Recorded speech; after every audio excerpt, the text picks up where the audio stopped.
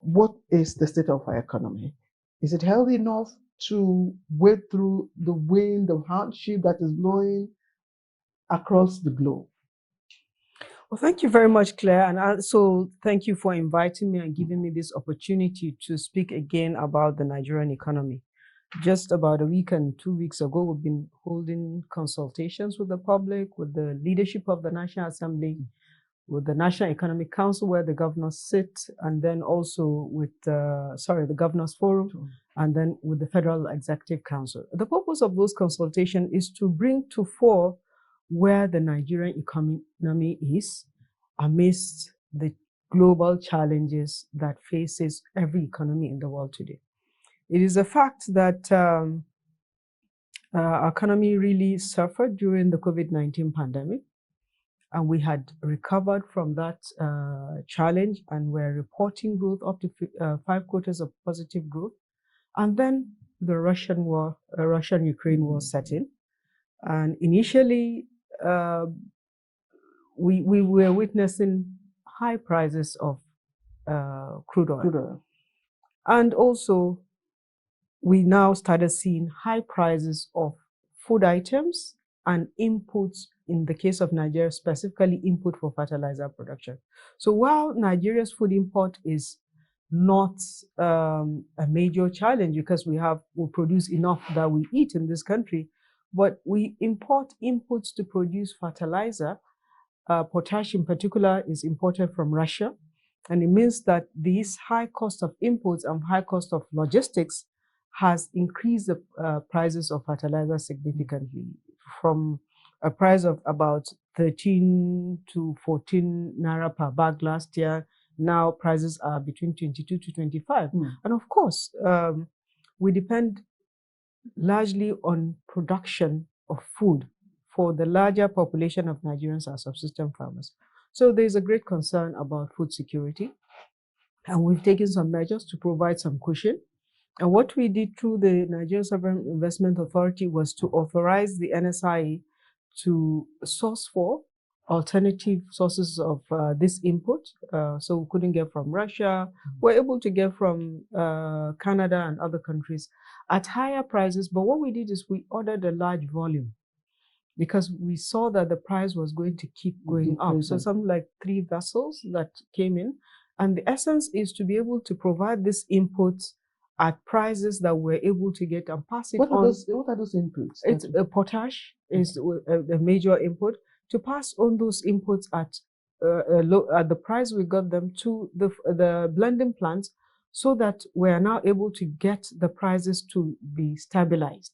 Because otherwise they will have had to source for this product themselves, and they cannot get the kind of volume discounts that we got, because we're buying in large volumes. So that also, there's also a process that is being led by the Ministry of Agriculture to provide some form of subsidy to farmers directly, working in partnership with the Ministry of Humanitarian Affairs, Disaster Management, and Social Development. So what we're trying to do is to address the high cost of food, because that's where the largest population of Nigerians are most impacted. There's global inflation. There's also the response of large economies like the US to global inflation is that they are adjusting interest rates, and as interest rates rise in those developed economies, it also have a spillover effect in our own economy. Our inflation rate is high now at over 18%. But when we say inflation is high, we're not situating ourselves within the context of the global economy. There are countries, even our immediate neighbors, that have inflation as high as 54%. But they're not our. We shouldn't be comparing. No, when Egypt is as high as 54%, we're very comparable to Egypt. I know. I think, is it Zimbabwe that has over 200? Well, we're not even. So we're looking at Brazil, Egypt, Venezuela, India, Malaysia, South Africa, Ghana. All of these countries have inflation at rates much, much higher than we have. I'm not saying that 18% is a good rate of inflation. No, I'm just saying that it's a global impact that is happening. And what we're trying to do as government is to react, to take measures that will cushion this is not going to last forever. It's a crisis, and already we're seeing commitments at least by the U.S. administration to begin to contain those high prices within the U.S. And then the spillover will also come to our own economy. Okay, let me pause you for a while. I would like you, when I come back to you, to speak more on, because you talked about what you're doing now, the purchases right now, just to cushion, the effects and inputs. Yes, I'd like you to tell us, and then the subsidy to farmers you talked about, what it consists. Let me bring in Mr. Awoyemi, to this conversation. Mr. Awoyemi, the minister I just talked about the fact that our economy is not just being impacted by global dynamics in the economic market space. She's also told us about some other things that are, pushing the hardship. But should we rest on the fact that this is a global matter? Is that how you see it? Is that how you evaluate our economy? I think the Honorable Minister has expressed a perfect position around her understanding of the fiscal issues affecting the economy. But there are two things we need to speak directly to the subject. One, the question was about the state of the Nigerian economy. The state of the Nigerian economy is not strong as at the moment. These are impacted by shifts in global trends that would affect decision making. The second is that there are concomitant shifts also in national and subnational things that are happening almost at the same time. And I'm sure that nobody has a perfect sense of how we should approach every single one of this. Let me give you an example of what I'm saying. The basic understanding at the core of fiscal management, the fundamental economic issues of unlimited funds and limited resources are the most two important things. Let me break it down to you. So people have lists of ones that keep on growing so high. But yet, the truth is that there is always limited resources at any point in time. The ability to create an efficient resource management and allocation is at the heart of the question.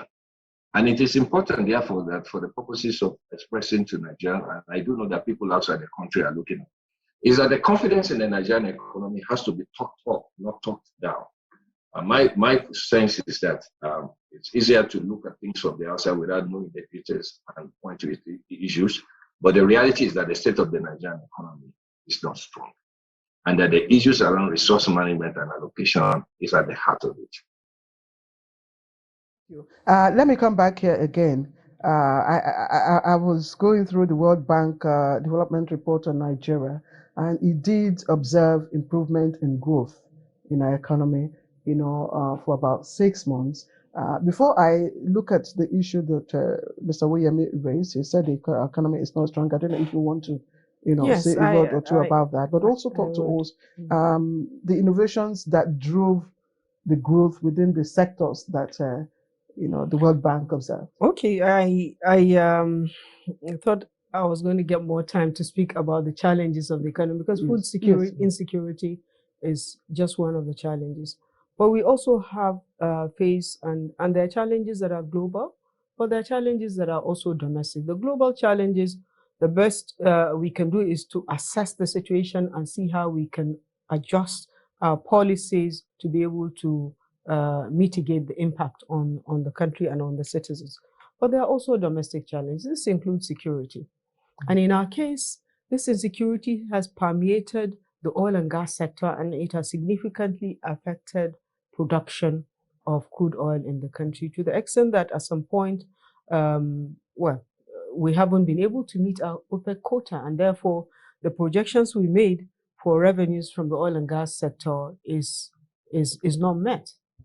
The latest report that we have was that the oil and gas revenue was only about 39% of what we had projected, while the non-oil revenue is closely following target.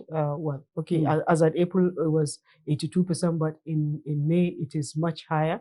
and in some of the specific revenue items like company income tax even outperform the target, the budget target. The thing is, our non-oil sector is doing well, and we're depending largely now on revenue from the non-oil sector. And that means that what we have tried to do to diversify the revenues of the economy away from oil and gas has succeeded, to the extent that the National Oil Company has not remitted any revenues to the Federation account since January of this year, and we're able to manage still very well with non-oil revenues. So there's a lot of progress that has been made, but this progress is dampened by global issues as well as domestic security issues that need to be contained. Some of them are not exactly within our power to resolve, but we continue to undertake policies and decisions that help. This is a time that we all have to do things that are very radical and very bold and very urgent. Awoyemi thinks that the key issue is lack of ability or capacity to harness the limited resources. He thinks it's a managerial issue, more of a managerial issue. He may have a point there, in the sense that maybe when we raise funds and we release the funds, maybe the management of the funds are not in the most effective way. But also, when you have limitation of resource itself, when you're not able to meet the projected revenue targets in the major sector, it has an impact on how you implement government programs and projects. And also, when you have made your plans and then you have this hyperinflation, so the cost of everything goes up, it affects government programs and projects as well. If it's a construction, the cost of inputs for that construction is also higher. So at the end of the day, it affects everyone. It affects what you are able to do as government to address people. We also need to strengthen the coordination effort between fiscal, trade, and monetary authorities, so that within the limitations that we have, we're able to move together as one, and therefore we get better results for doing that. The Federal Executive Council has directed that coordination effort must be strengthened, and that we must work better together as one. We've tried within the limitations that we have, but there's a lot more work that we need to do. And we're also directed to review the cost structure of government. And as you know, that's not the most easiest thing to do.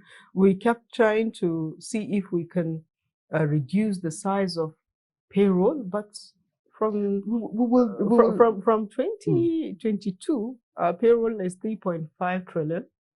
2023, we're projecting 4.7 trillion, which means we're not yet able to cut down and reduce the size of government. But it's something that must be done, because it's not sustainable. We also have taken on the cost of fuel subsidy, which we were supposed to have exited mid this year, but because of the political economy and also because of the hardship that Mr. President witnessed people are bearing, he said, no, this is not the right time, extend it. And we're directed to extend it for 18 months. So we extended it to June 2023. Fuel subsidy for this year is costing us 4 trillion naira. And that's not 4 trillion naira of revenue, but 4 trillion naira that you have to borrow to fund subsidy. And then in 2023, a similar scenario, about 3.3, a bit slightly adjusted, 3.3 trillion, also not of revenue, but borrowing you have to do. It's adding to our borrowing cost, the size of our debt.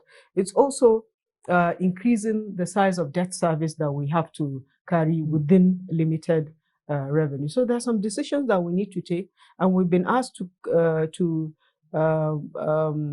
work with other stakeholders to convene a national forum where key issues will need to be discussed, so that the decision will be a national one on matters like fuel subsidy. What do we do about it? And decide what to do going forward, while we are trying to reduce the cost of it in terms of the efficiency, any inefficiencies we see in the value chain. But the fact that it exists, the fact that the landing cost of PMS today is 400 naira, and we're still selling at 165 naira at the pump means we're bearing so much already. This national program that you talked about, national forum, so national forum, yes, like a conference yes, or something. Yes. Does it have time frame? When is it still being considered? Well, we need to. What are the key issues that? It's the state of the economy. The state of the economy broadly. Okay. The things that are hurting us that we must, as a collective, agree, regardless of the party you are in. So it will be multi-party. It will be parliament. It will be the executive. It will be the judiciary. Civil society as well will be invited, and top government officials. Okay, it's holding soon. It's holding soon. We have to have dates we have to consult with all of these parties and agree. So that is still in you know the that the National Assembly just started its recess just late last week, but we have had this discussion with them already, and they're amenable and willing. So the head of, the Secretary of Government of the Federation will be leading in the planning of that. It's going to be it has to be very soon, because we want to take the output from that to amend the medium-term expenditure framework that has just been approved by FEC with the limitations that we have. But our assumption is that we'll be able to improve the MTEF as the National Assembly works on it, and we end up with an improved version. Yeah. It's so amazing how time flies when we're having an interesting and intelligent conversation.